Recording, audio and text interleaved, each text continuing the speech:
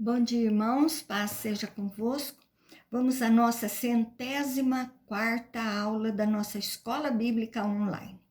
Espero que você esteja gostando, curta, compartilhe, comente, né? Faça aí seu comentário. E nós estamos aí estudando a última aula. Paulo fala sobre ordem, profecias, a ressurreição. Nós estamos estudando a primeira carta do apóstolo Paulo aos Coríntios. Estamos agora no capítulo 15, vamos falar do verso 20 a seguir. Então, Paulo agora vai falar sobre as primícias dos que dormem, é Cristo. Então, ele diz assim no verso 20 e 22, mas, de fato, Cristo ressuscitou dentre os mortos, sendo ele as primícias dos que dormem. Visto que a morte veio por um homem, também por um homem veio a ressurreição dos mortos. Porque assim como em Adão todos morrem, assim também todos serão vivificados em Cristo. Então, Paulo aqui está falando da ressurreição de Jesus, que é um fato diante de tudo que foi exposto. Não tem como pensar o contrário, né? Paulo aqui está enfático no que ele está dizendo. Primícias, lá em Levítico 23, 10 e 11, quando havia colheita, os israelitas, eles tomavam a primeira parte desta colheita e levavam ao Senhor como oferta. Então, a primeira parte era oferecida a Deus como ação de graças.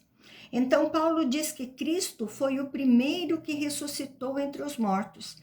Então, desta forma, porque o próprio Cristo ressuscitou mortos, Lázaro, mas voltaram a morrer. Então, foi assim, um tempo provisório, né? Mas Jesus é a única ressurreição, porque ele é a vitória sobre a morte. Ele não voltará a morrer. Então, a primícia consagrava toda a sua colheita. Então, a ideia de Cristo sendo o primeiro que apresenta o caminho para todos nós. Então, dormem são aqueles que morreram mesmo, né? Parece morta, mas vai acordar. A morte não é o final. Todos ressurgirão. Então, a morte vem pelo representante humano Adão. Através de Cristo veio a salvação, a esperança da ressurreição no último dia. Então, em Adão, todos morreram por causa do pecado, e todos serão, apenas os que creem.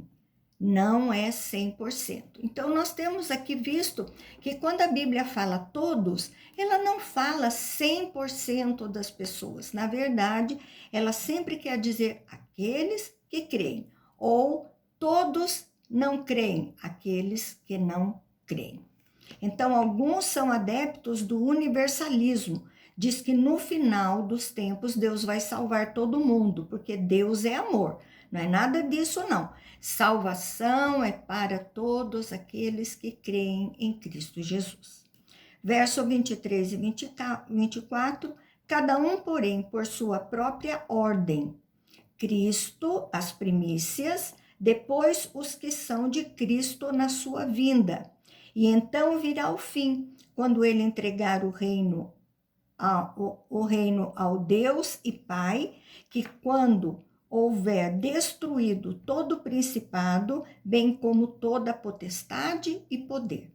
Então, a ressurreição, ela tem uma organização. Primeiro foi Cristo, né? Segundo, os corpos enterrados, acontece a ressurreição na vinda de Cristo. Os que são de Cristo. Terceiro, quando houver a ressurreição dos mortos na segunda vinda, e aí será o final de todas as coisas. Sem detalhes do evento da segunda vinda, Paulo foca a ressurreição. Então, toda autoridade e poder que se oponha a Deus será destruída. Onde completa a grandiosa missão de Cristo, entregar o reino finalização do plano de Deus. Vai ser o encerramento de todo o plano de Deus, todo o plano de salvação, plano de vida eterna. Será o final mesmo. Verso 25 e 26, porque convém que ele reine, até que haja posto todos os inimigos debaixo dos pés. Então, o último inimigo a ser destruído é a morte. Então, todas as etapas serão vencidas e só poderá ser possível quando terminar este mundo, pois ainda haverá morte até que ele acabe. Então, será a última a ser vencida, extinta. 27 e 28, porque todas as coisas sujeitou debaixo dos pés. E quando diz que todas as coisas lhes estão sujeitas, certamente exclui aquele que tudo lhe subordinou. Quando, porém, todas as coisas lhe estiverem sujeitas, então o próprio Filho também se sujeitará àquele que todas as coisas lhe sujeitou, para que Deus seja tudo em todos. Então, a ideia é a vitória de Cristo, sujeitar a Cristo menos Deus que está junto com Cristo nessa obra. Deus deu soberania ilimitada para Cristo realizar sua missão, até porque ele é Deus. Não temos aqui a ideia de inferioridade, como se Cristo fosse menor que Deus. A ideia que Paulo traz aqui é que Cristo terá cumprido plenamente as coisas que Deus determinou a ele que fossem feitas, e então ele entregará toda essa obra realizada. A vitória de todos os planos de Deus realizada através do Filho. Então, Paulo deixa claro aqui a realidade após a morte. Então, a ressurreição agora em relação à vida prática. Verso 29 e 30. Doutra maneira, que farão os que se batizam por causa dos mortos? Se absolutamente os mortos não ressuscitam, por que se batizam por causa deles? E por que também nós nos expomos a perigos a toda hora? Então, Paulo aqui está falando de um costume que havia, falando que não é uma forma correta. Ali existiam pessoas vivas que se batizavam em favor de uma pessoa que morreu, que ainda não tinha sido batizada. Então, por exemplo, a minha mãe não se batizou e faleceu. Então, eu me batizo no lugar dela, para ela alcançar a vida eterna. Então, isso não tem efeito, isso não é correto. Se não acreditam na ressurreição, essa prática se torna sem sentido, porque a morte é o fim para vocês. Então, Paulo fala das suas viagens missionárias, os riscos que ele correu para pregar as boas novas. Se a morte é o fim, se Cristo não ressuscitou, não tem vida após a morte, então não precisava pregar. 31 e 32, dia após dia morro. Eu o protesto, irmãos, pela glória que tenho em vós outros, em Cristo Jesus, nosso Senhor. Se como homem lutei em Éfeso com feras, que me aproveita isso? Se os mortos não ressuscitam, comamos, bebamos, que amanhã morreremos. Então, todos os dias caminho em direção à morte, como perigo à toa. Pense bem, não faz sentido pensar assim. Falo isso porque sei que vocês podem refletir com profundidade sobre isso. Então, as feras, ele indica pessoas, malignas que perseguiam ferozmente.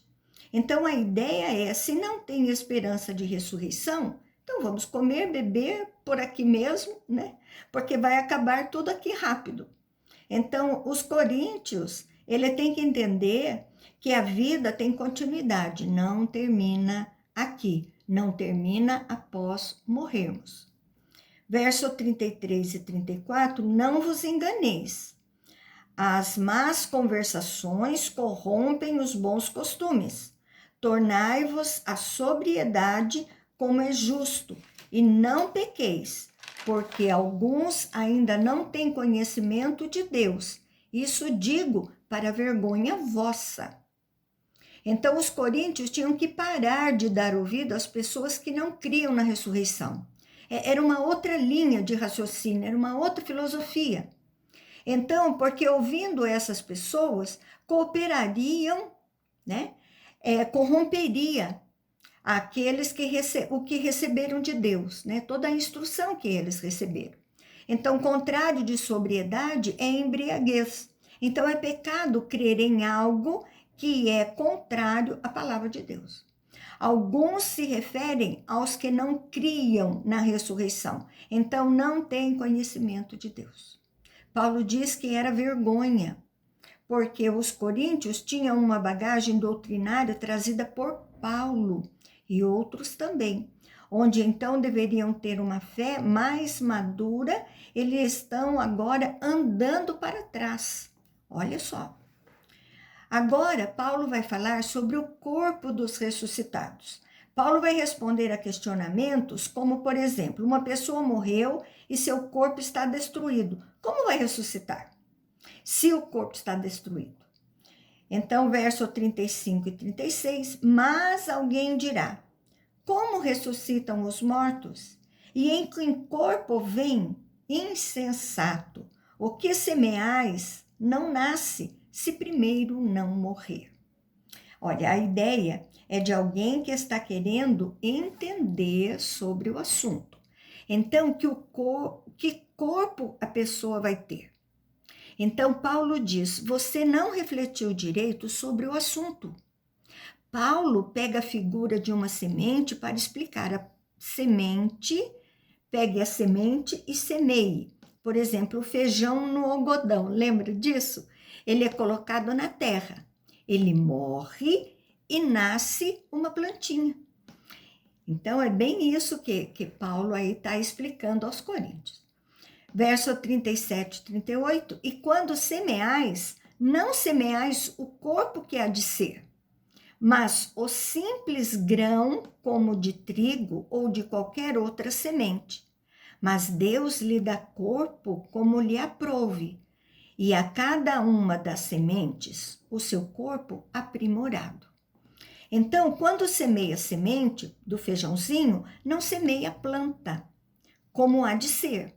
A semente e a plantinha que nasceu são totalmente diferentes. Então, a partir da semente, Deus faz nascer um corpo especial. Verso 39 e 40, nem toda a carne é a mesma. Porém, uma é a carne dos homens, outra a dos animais, outra das aves, outra a dos peixes. Então, também há corpos celestiais, corpos celestes. E, sem dúvida, uma é a glória dos celestiais e outra a glória dos terrestres. Então, a semente é um tipo de material, a planta, e outro, cada um foi feito de uma forma. Paulo faz a diferença entre o que há da terra e o que é celestial, e como são diante de Deus. Verso 41 e 42, uma é a glória do sol, outra a glória da lua, outra a das estrelas, porque até entre estrela e estrela há diferenças de esplendor, pois assim também é a ressurreição dos mortos. Semeia-se o corpo na corrupção e ressuscita na incorrupção. Semeia-se em desonra e ressuscita em glória. Olha que lindo, né? Agora, para a natureza, né? Ele fala, olha agora para a natureza. E continua falando das diferenças. O universo criado por Deus tem suas diferenças grandiosas. A corrupção é a decomposição. Uma semente na terra, uma pessoa enterrada, seu corpo vai se decompor. E na ressurreição, ela terá um corpo novo e não poderá mais morrer. Não se sabe a forma desse corpo. Bebê como bebê? Ou velho como velho? Não sabemos. Vai ser um corpo preparado para viver na presença de Deus. Desonra, ele fala a morte e ressuscita não sujeito ao pecado, mas em glória. Não tem efeito da morte mais sobre si mesmo. Verso 43 e 44, semeia-se em fraqueza e ressuscita em poder. Semeia-se corpo natural e ressuscita corpo espiritual. Se há corpo natural, há também corpo espiritual. Então, o corpo que ressuscita é espiritual. O natural precisa ser transformado. Verso 45 e 46, pois assim está escrito: o primeiro homem, Adão, foi feito alma vivente. O último Adão, porém, é espírito vivificante. Mas não é primeiro o espiritual, e sim o natural e depois o espiritual.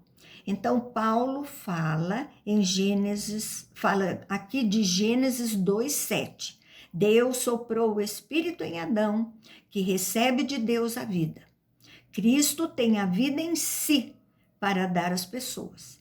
Vivificante é que transmite vida, e Cristo nos vivifica, e então temos a capacidade de sermos ressuscitados para a vida eterna, que nos leva ao corpo celestial.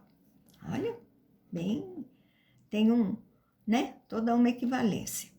47 e 48, o primeiro homem formado da terra é terreno, o segundo homem é do céu. Como foi o primeiro homem, o terreno, tais são também os demais homens, terrenos. E como é o homem celestial, tais também os celestiais. Então ele fala de Adão, Deus criando o homem da terra, e faz referência a Jesus como o segundo homem que veio do céu. Adão e os após guardam características humanas, terrenas, e da mesma maneira, Jesus celestial, nós também seremos o vosso modelo. Os que creem em Cristo se transformam em homens celestiais, e após a morte terrena receberão a bênção de ser celestial. A vida aqui é só um pouco do que Deus tem para a nossa vida. Verso 49, e assim como trouxemos a imagem do que é terreno, devemos trazer também a imagem do celestial. Então, Paulo termina seu argumento demonstrando que da mesma forma que vivemos aqui humanamente, porque recebemos a herança de Adão, viemos dele, somos da terra. Nós também vamos receber o que vem de Cristo, porque somos novas criaturas.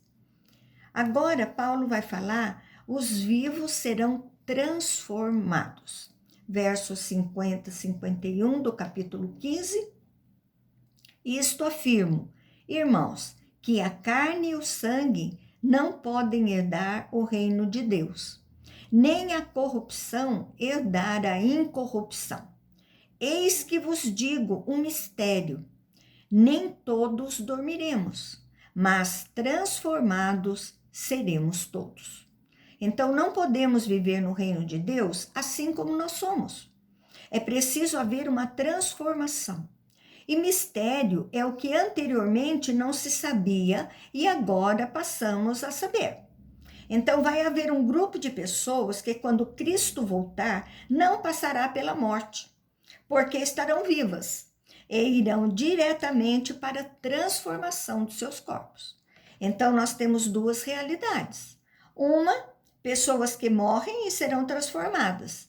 E a segunda realidade, pessoas que estarão vivas e serão transformadas sem passar pela morte. Entendeu bem? Versos 52 e 53, no momento, num abrir e fechar de olhos, ao ressoar da última trombeta, a trombeta soará, os mortos ressuscitarão incorruptíveis e nós seremos transformados, porque é necessário que este corpo corruptível se revista da incorruptibilidade e que o corpo mortal se revista da imortalidade. Paulo explica que vai ser rápido. Trombeta era para dar os avisos, né? Então ela soará e a mudança acontecerá. Então haverá transformação sobre os salvos e não salvos, salvação e condenação. Versos 54 e 55, e quando este corpo corruptível se revestir da incorruptibilidade e o que é mortal se revestir da imortalidade, então se cumprirá a palavra que está escrito: tragada foi a morte pela vitória. Onde está, ó morte, a tua vitória? Onde está, ó morte, o teu aguilhão? Então, corruptível se decompõe, porque corrompe. Então, está escrito na profecia do Antigo Testamento, em Isaías 25:8. O aguilhão era usado para lembrar o ferrão de uma abelha, né? A ponta da vara para conduzir o gado, causava dor, causava dano. Então, a morte foi vencida na vida dos que foram revestidos da incorruptibilidade. Então, diante de tudo isso, não tinha como os coríntios pensarem que não existia ressurreição. Paulo fala tudo isso por causa dessa dúvida. Alguns diziam que nós íamos morrer, não tinha vida eterna, então não seríamos ressuscitados com Cristo, como diz a própria palavra, né? Então, Paulo explica aqui. Então, 56, 58, o aguilhão da morte é o pecado, e a força do pecado é a lei. Graças a Deus que nos dá a vitória, por intermédio do nosso Senhor Jesus Cristo.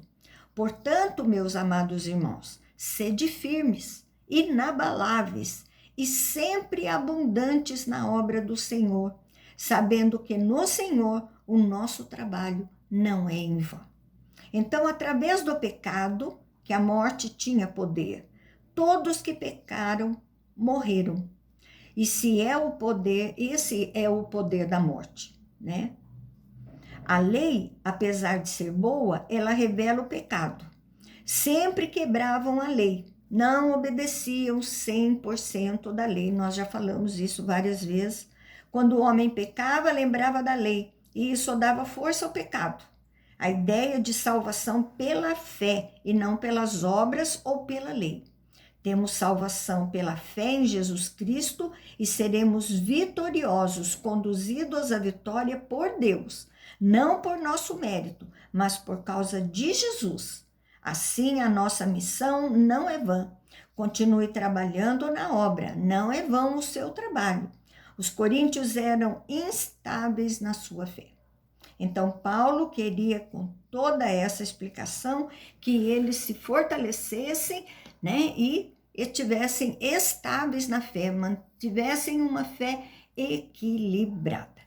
Então, nós falamos aqui a ressurreição de Cristo, né, o penhor da nossa ressurreição, que Cristo é as primícias dos que dormem, a ressurreição em relação à vida prática, o corpo dos ressuscitados, os vivos serão transformados. Agora, Paulo vai falar sobre a coleta para os necessitados da Judéia. Então, as igrejas, né, na época primitiva, ali eles se ajudavam. Uma igreja estava em dificuldade em outra cidade, em outro lugar, eles faziam coleta financeira para poder ajudar os irmãos que passavam por dificuldades, né? Então, era um trabalho de muita união, né? Um trabalho muito bonito. E agora Paulo vai falar sobre isso. Então, 1 Coríntios, agora capítulo 16, verso 1 e 2. Quanto à coleta para os santos, fazer vós também como ordenei às igrejas da Galácia. No primeiro dia da semana, cada um de vós ponha de parte em casa, conforme a sua prosperidade, e vá juntando para que se não façam coletas quando eu for. Então, nós já estudamos sobre coletas lá em Atos 24, 17, Paulo está levando as ofertas, né? Então, Paulo diz, o primeiro dia da semana, a igreja se reunia no domingo, né? Então, a ideia é separar a oferta e levar para a igreja. E tem cuidado, porque ele não queria se envolver nessas ofertas. Ele queria juntar as ofertas para levar para a Judéia, para Jerusalém, aqueles que necessitavam. Então, ele não queria nada correndo, ele queria tudo organizado. Verso 3 e 4, e quando tiver chegado, enviarei com cartas para levarem as vossas dádivas a Jerusalém, aqueles que aprovardes. Se convier que eu também vá, eles irão comigo.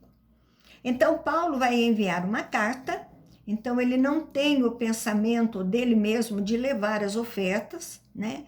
Ele tem todo o cuidado enviando uma carta, né, dele mesmo com as pessoas que encomendadas por ele, né? Então, as pessoas ali, elas estão encaminhando as ofertas, vão levar as ofertas recomendados por Paulo. Agora, os projetos de Paulo. Nós vamos falar na próxima aula. Um assunto meio maçante, mas nós estamos aí entendendo um pouco mais daquilo que Paulo queria falar, né?